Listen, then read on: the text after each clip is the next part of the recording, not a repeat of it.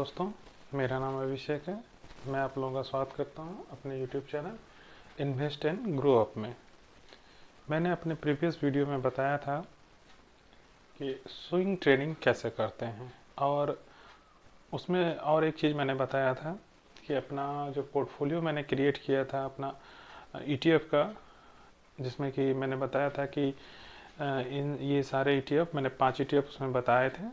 उन 5 ETF का होना ज़रूरी है, होना चाहिए वो 5 ETF। और मैं एक डिस्क्लेमर दे देना चाहता हूँ कि मेरे द्वारा जो भी ETF बताया जाता है यहाँ पे, वो मेरा कोई कॉल और रिकमेंडेशन नहीं है। आप अपने खुद से डिसीजन लें कि कौन सा ETF आपके लिए बेस्ट है। मैं सिर्फ एजुकेशन पर्पज़ से आपको यहाँ पे बताता हूँ। तो मेरा एक रिक्वेस्ट है कि मेरे जो YouTube चैनल है इन्वेस्ट एंड ग्रो अप, इसमें मैंने बहुत सारा एजुकेशनल वीडियो इस पर अपलोड किया है ETF के बारे में। आप उसे विजिट करें, देखें, और अगर कोई इससे रिलेटेड कोई भी क्वेरी हो तो मेरे कमेंट्स में ज़रूर लिखें, मैं उसका जवाब दूंगा। और अगर कोई समझ में कोई पॉइंट्स नहीं आता तो आप उसे राइज करें, मैं उसका जवाब ज़रूर दूंगा। तो चलिए दोस्तों, आज का वीडियो शुरू करते हैं। आज का वीडियो है मेरा कि मैंने पहले एक पोर्टफोलियो बताया था, वो एक कंजर्वेटिव पोर्टफोलियो था, ठीक है, जिसमें एक डिसेंट रिटर्न मिलता था। मैं आज एक एग्रेसिव पोर्टफोलियो बताऊंगा। सबसे पहले मैं आपको दोनों पोर्टफोलियो में डिफरेंस बता देता हूं।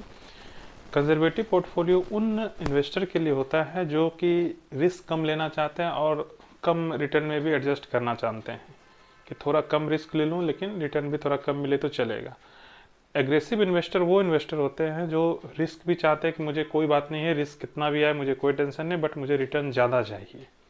तो obviously risk and reward ratio तो होता ही है। तो मैंने एग्रेसिव पोर्टफोलियो उन इन्वेस्टर के लिए आज बना रहा हूँ जो एग्रेसिव होते हैं, जो ज़्यादा रिस्क लेना चाहते हैं और रिटर्न भी ज़्यादा लेना चाहते हैं।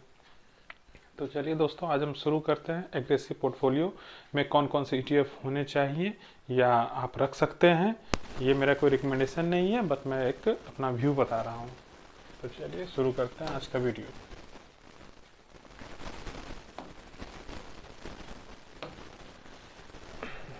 मैंने एग्रेसिव पोर्टफोलियो को 2 पार्ट में बांटा है। पार्ट वन में मैं अपना 5 ETF है जो आप देख सकते हैं, मैंने लिखा है अपने स्क्रीन पे। और पार्ट 2 में मैं और कुछ ETF बताऊंगा, क्योंकि एग्रेसिव पोर्टफोलियो के अंतर्गत और भी बहुत सारे ETF आते हैं, कई सारे ETF आते हैं, लेकिन मैंने उसमें से जो सबसे बेस्ट ETF है उसको यहाँ पे रखा हूँ। पार्ट 1 में मैं दिखाऊंगा और पार्ट 2 मैं अपने नेक्स्ट वीडियो में वो बताऊंगा कि और कौन कौन से ETF होते हैं जो एग्रेसिव पोर्टफोलियो में रखे जा सकते हैं। तो पहला ETF है HDFC स्मॉल 250। ये 250 स्मॉल कैप जो इंडेक्स है अपना, 250 index, Nifty 250 index small cap का जो इंडेक्स है, ये उसको रिप्लिकेट करता है। ये बिल्कुल HDFC स्मॉल कैप 250 जो ETF है HDFC का है, वो निफ्टी 250 इंडेक्स में पैसा लगाता है। निफ्टी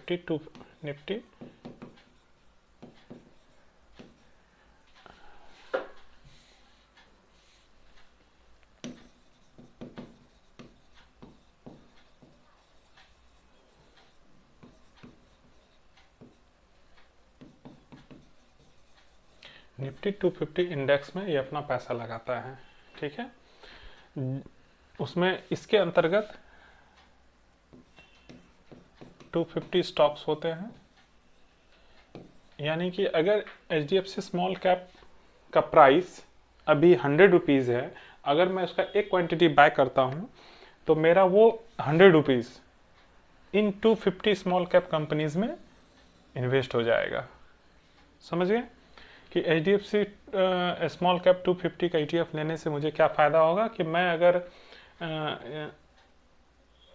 100 रुपीज़ का अगर इसका 1 क्वांटिटी का भी प्राइस चल रहा है, तो अगर मैं एक क्वांटिटी भी बाय करता हूँ तो वो 100 रुपीज़ इन 250 स्मॉल कैप में इन्वेस्ट हो जाएगा। कई लोग कहते हैं कि स्मॉल कैप बहुत रिस्की होता है, तो अगर मैं स्मॉल कैप का कोई स्टॉक उठा लेता हूँ, कोई स्टॉक परचेज कर लेता हूँ, तो वो थोड़ा ज़्यादा रिस्की होगा मेरे लिए कि चलो स्मॉल कैप है, पता नहीं क्या होगा इसमें, ये मैं नहीं जानता। लेकिन अगर मैं 250 स्टॉक में पैसा लगाता हूँ स्मॉल कैप का, तो रिस्क डाइवर्सिफाई हो जाता है और रिस्क काफ़ी कम हो जाता है। तो इसीलिए मैं इसलिए ETF का ये क्लास शुरू किया हूँ कि ETF पे मैं इसलिए जोर देता हूँ कि ETF में आप लोग समझिए इस पे ये अच्छा चीज़ है, इसमें थोड़ा रिस्क भी कम है। तो आप ETF पे समझिए, अगर आपको अच्छा लगता है तो आप इस पर डिसीजन ले सकते हैं इन्वेस्टमेंट का। ये आपका खुद का डिसीजन होना चाहिए। तो ये 250 इस यहाँ पर रिस्क डाइवर्सिफाई हो जाता है, ठीक है। और उसके बाद अब हम चलेंगे CPSE। CPSE ETF क्या है? तो सबसे पहले मैं आपको CPSE ETF के बारे में बताने से पहले मैं इसको आपका पोर्टफोलियो दिखाऊंगा, ठीक है, कि इसके अंदर कौन कौन से स्टॉक आते हैं, तभी आप समझेंगे CPSE ETF में आखिर है क्या, और इसका रिटर्न कितना है वो भी मैं दिखाऊंगा कि इन सब का रिटर्न परसेंटेज क्या है, क्या क्या रिटर्न देता है, कंपेरिजन करूंगा, तब आपको क्लियर कॉन्सेप्ट होगा कि क्या मुझे इसमें इन्वेस्ट करना चाहिए, नहीं करना चाहिए, रिस्क कितना है, रिवॉर्ड क्या है, वो मैं पूरी तरह से कंपेरिजन करके आपको बताऊंगा एक एक चीज़ को, ताकि आपको कन्फ्यूजन ना हो। तो मैं आपको दिखाता हूँ इसका पोर्टफोलियो।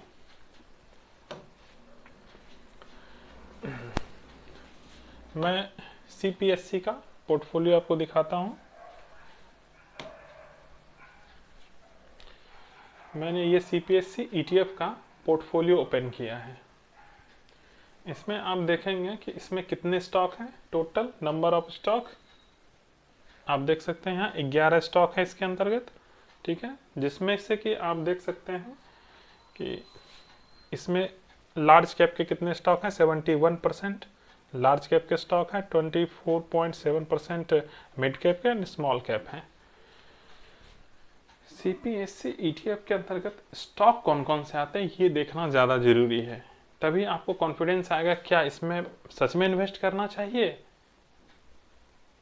मैं इसके कंप्लीट होल्डिंग्स आपको दिखाता हूँ। देखिए इसके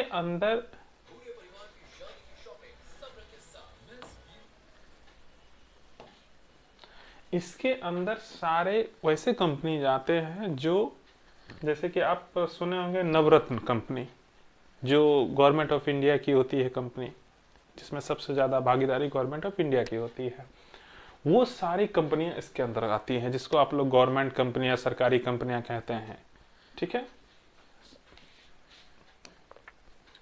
जैसे कि मैं आपको इसके अंदर का स्टॉक बताता हूं। पहला स्टॉक है नेशनल थर्मल पावर, पहला स्टॉक है इसमें आप देख सकते हैं यहाँ पे national thermal power corporation LTD, NTPC जिसको आप लोग कहते हैं, NTPC इसके अंदर है। तो उसमें होल्डिंग इसकी 20.60% है, ठीक है। ये है पहला स्टॉक। दूसरा स्टॉक है power grid corporation of India, second stock है, इसमें होल्डिंग 19.41% है। उसमें उसके बाद है ऑयल नेचुरल गैस कॉर्पोरेशन, जिसको आप लोग ONGC भी कहते हैं, ONGC कहते हैं शॉर्ट में इसको, आप लोग नाम सुने होंगे ONGC, ठीक है। इसमें 15.58% का वेटेज है। कोल इंडिया, ठीक है, Bharat electronics, NHPC, oil India, Cochin shipyard, NBCC, NLC India and SGVN, ठीक है। ये सारे स्टॉक 11 स्टॉक इसके अंदर आते हैं। उसका जो क्या वेटेज है इसके अंदर आप यहाँ इसको रीड कर सकते हैं, ये सारे इसके अंदर के वेटेज है, ठीक है। ये सारी कंपनियां आप समझ रहे हैं कि इसमें ज़्यादातर 99% कंपनियां ऐसी हैं जो गवर्नमेंट से रिलेटेड हैं, गवर्नमेंट की कंपनियां हैं, जिसको हम लोग कई सारी नवरत्न कंपनी है इसके अंदर। तो इन्हीं का स्टॉक अगर आप कह सकते हैं कि ये CPSE एक मैं कह सकता हूँ कि इसमें कि CPSE एक ऐसा ETF है जिसके अंतर्गत सारी कंपनियां वैसी हैं जो गवर्नमेंट की कंपनियां हैं, वो सारी इसके अंतर्गत आती हैं, ठीक है। CPSE के बारे में आप समझ गए।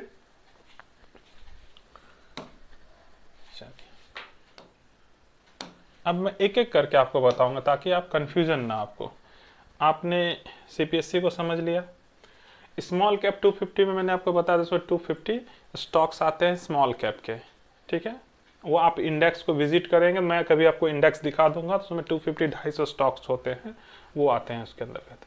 अब आप देखेंगे यहाँ पे ICICI B22, मैं मिड कैप के बारे में बाद में बताऊंगा, ठीक है। चलो मैं अभी पहले बताता हूँ ICICI B22 क्या है। इसको हम लोग ICICI का भारत 22, B22 का मीनिंग होता है भारत 22। इसके अंदर कौन कौन से स्टॉक आते हैं वो भी हम लोगों को विजिट करना है, क्योंकि पैसा कहीं भी लगाना है तो बिना सोचे समझे नहीं लगाना है। पहले हमें समझना है, कॉन्फिडेंस आएगा कि हाँ वो उसमें लगाना चाहिए। हाँ, अच्छा चीज़ है, तभी उसमें पैसा लगाना है। तो हम लोग आज भारत 22 को देखते हैं। चलिए, भारत 22 का भी हम लोग पोर्टफोलियो, आप पहले नाम देख लीजिए। या भारत 22, जिसको B22 भी हम लोग कहते हैं, ठीक है। आप यहाँ नाम पढ़ सकते हैं, ICICI प्रूडेंशियल भारत 22 कहते हैं, या उसको भारत 22 भी कहते हैं, ETF। अब आप इसके अंतर्गत आएंगे, इसमें टोटल 22 स्टॉक्स आते हैं, जिसमें कि क्या क्या स्टॉक्स के नाम हैं। आप यहाँ से इसका कंप्लीट होल्डिंग्स, इसको मैं ओपन कर देता हूँ। कंप्लीट होल्डिंग्स आप यहाँ से देख सकते हैं।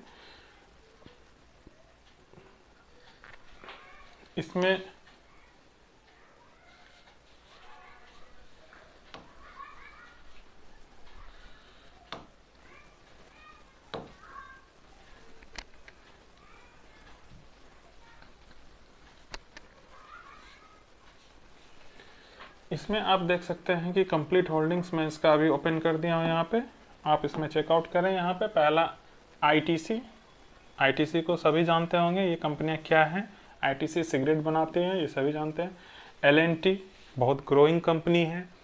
उसके बाद NTPC, जो आप उस पहले वाले ETF में आपने देखा, power grid corporation of India, Axis bank, SBI, national aluminium corporation, Bharat electronics, oil and natural gas corporation, coal India, Bharat petroleum, जिसको BPCL कहते हैं, IOCL भी कहते हैं, इंडियन ऑयल कॉरपोरेशन को, GAIL Power Finance, Rural, NHPC, Bank of Baroda, MBCC, Indian Bank, SGBN, NLC and Engineers India Limited. इसमें 22 stocks होते हैं, जिसमें कि आप देख सकते हैं कि बैंकिंग। अब आप समझेंगे कि इसमें समरी में अगर इसका दिखाऊं यहाँ पे समझाने के लिए, अगर मैं इसका समरी देखना चाहूँ,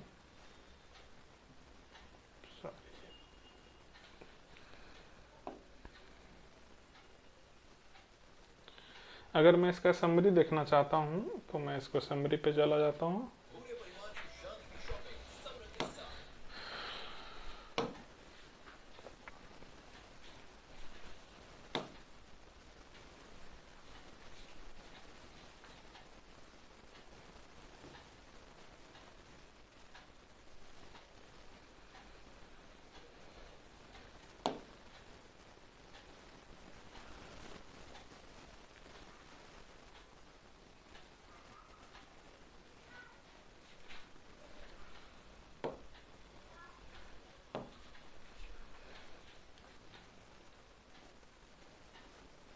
आप इसका समरी देख सकते हैं कि इसमें वेटेज लार्ज कैप में 82% है, होल्डिंग्स मिड कैप में 10% है और स्मॉल कैप में 7.33% है। इसका मतलब है कि ये स्टॉक लार्ज कैप में काफ़ी ज़्यादा ये ETF लार्ज कैप में काफ़ी ज़्यादा इन्वेस्टेड है।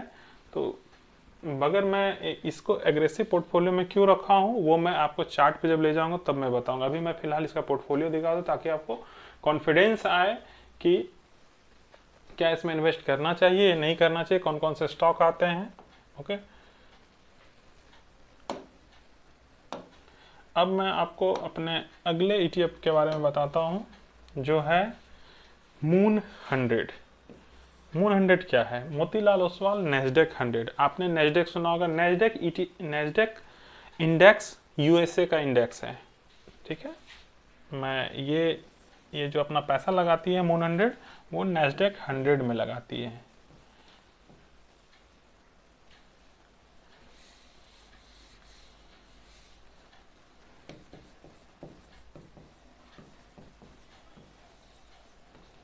नेस्डेक 100 ये इंडेक्स USA का इंडेक्स है। जैसे USA में डाउ जोन्स होते हैं, नेस्डेक 100 होता है, रसल 2000 होते हैं, तो S&P 500 होता है। 4 वहाँ के टॉप इंडेक्स हैं, जैसे कि उसमें से नेस्डेक 100 होता है। नेस्डेक 100 वहाँ का, जैसे कि हमारे यहाँ IT इंडेक्स होता है, IT इंडेक्स होता है, उसी तरह वहाँ का नेस्डेक 100 है। नेस्डेक 100 में वहाँ पर ज़्यादातर IT कंपनियाँ आती हैं। ऐसे भी USA में ज़्यादातर कंपनियाँ IT से रिलेटेड कंपनियाँ लिस्टेड हैं, नेस्डेक 100 आते हैं। अब आप सोचेंगे कि नेस्डेक 100 में कौन कौन सी कंपनियाँ आती हैं, तो मैं बता देता हूँ कि नेस्डेक के अंतर्गत कंपनियां आती हैं एप्पल, जितनी भी वहाँ की टॉप कंपनियां हैं, एप्पल, गूगल जिसको अल्फाबेट बोलते हैं, एप्पल, गूगल और भी बहुत सारे, माइक्रोसॉफ्ट, जितनी सारी बड़ी बड़ी दिग्गज कंपनियां हैं वो इसके अंतर्गत आती हैं। तब आपको कॉन्फिडेंस खुद में आ गया होगा कि क्या ये इसमें पैसा लगाना क्या गलत है। क्योंकि देखिए कभी कभी क्या होता है कि अपनी कंट्री का अगर मार्केट डाउन जा रहा है तो ऐसा नहीं है कि यूएसए का भी मार्केट डाउन जाए, ऐसा नहीं होता। तो मैं अपने पोर्टफोलियो को डाइवर्सिफाई करने के लिए फॉरेन कंट्री में भी पैसा लगाना चाहिए, फॉरेन कंट्री में भी अपना पैसा इन्वेस्ट करना चाहिए ताकि अपना पोर्टफोलियो डाइवर्सिफाई रहे, ताकि यहाँ रिटर्न ना मिले तो चलो कम से कम वहाँ से मैं रिटर्न निकाल लूँ। तो इसके लिए मैंने अपने पोर्टफोलियो में मून 100 को शामिल किया है। वैसे वहाँ से रिलेटेड और भी ETF हैं, बट इसमें अच्छा रिटर्न बनता है इसलिए मैंने इसको शामिल किया है। मैं उसमें से चूज करके आप लोगों के लिए ये ETF लाया हूँ। तो अब आप समझ गए नैस्डैक है ना। मैं इसका, अगर आपको कन्फ्यूजन हो तो मैं इसका पूरा पोर्टफोलियो भी दिखा दूंगा, ठीक है, लेकिन वीडियो काफ़ी लंबा हो जाएगा, मैं कभी दिखा दूंगा आपको इसके बारे में। लेकिन मैंने जो बताया वो सारी कंपनियां इसके अंदर आती है। मिड कैप, एक mid cap ETF। Mid cap ETF क्या है? मिड कैप ETF के अंतर्गत मैं इसका भी पोर्टफोलियो आपको देखा। मिड कैप ETF क्या है? ये अपने यहाँ जो निफ्टी मिड कैप 150 का इंडेक्स है, ये उसमें पैसा लगाती है। निफ्टी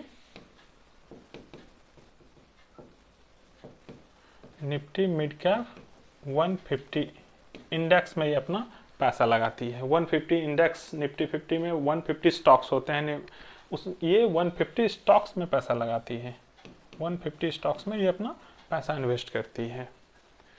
तो अब आप समरी में पांचों जो मैंने ETF बताए हैं इसके बारे में अब आप समझ गए होंगे। अब मैं आपको लिए चलता हूँ कि इसका रिटर्न देख लेते हैं, क्या सच में एग्रेसिव पोर्टफोलियो में इसको रखा जाना सही है। मैं अब आपको इसका रिटर्न कंपैरिजन दिखा देता हूँ।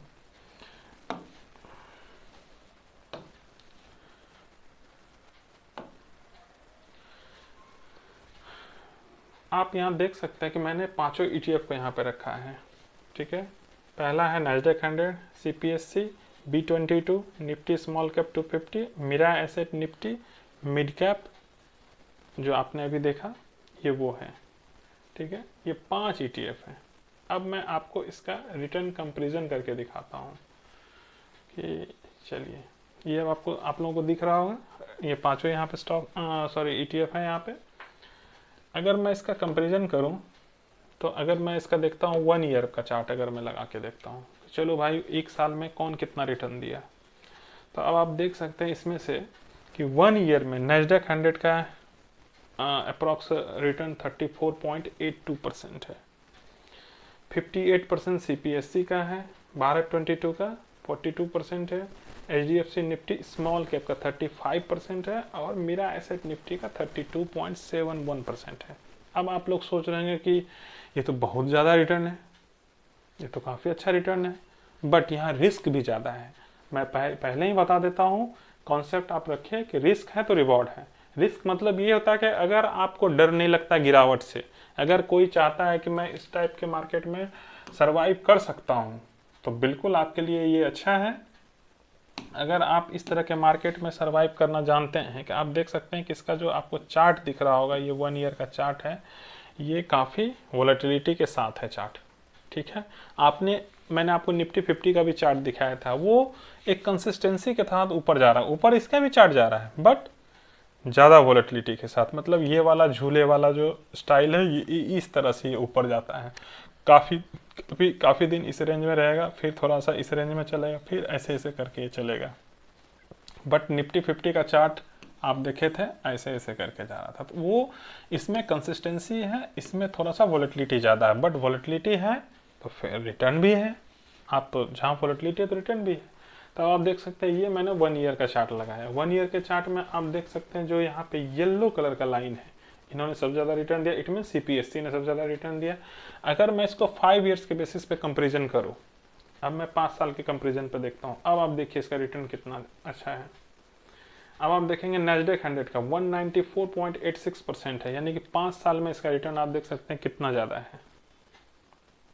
हाँ, इसके अंतर्गत गिरावट भी होती है। अब आप सोचेंगे कि भाई अब इसमें देखिए ये दो जो ETF है इनका लिस्टिंग 5 साल का नहीं है, इसलिए इसमें डाटा इनका नहीं आ रहा है, ये कम समय का डाटा है इसका।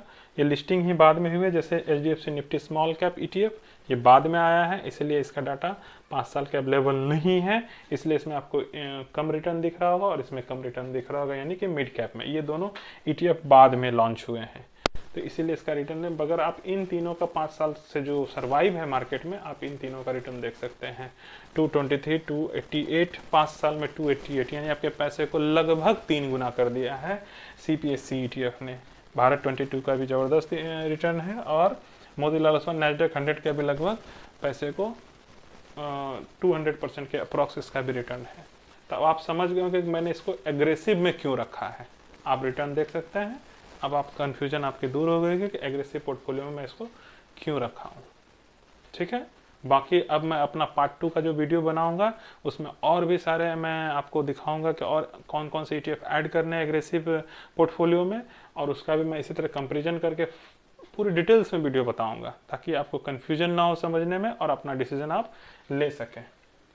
तो दोस्तों, आज के वीडियो में बस इतना ही।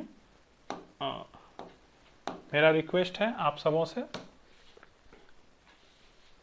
कि आप लोग मेरे चैनल, जो invest and grow up channel है मेरा, इसको सब्सक्राइब करें। मैं इसी तरह और भी इन्फॉर्मेटिव वीडियो लाऊंगा आपके लिए, ताकि आप अपना इन्वेस्टमेंट का डिसीजन अच्छे से ले सकें, समझ के ले सकें, ताकि आपको कोई कन्फ्यूजन ना हो। और मेरे सारे वीडियो मैंने इस पर अपलोड किया, इसको आप देखें, विजिट करें, काफ़ी जानकारी मिलेगी इससे। और मेरे चैनल को लाइक और सब्सक्राइब करें। धन्यवाद।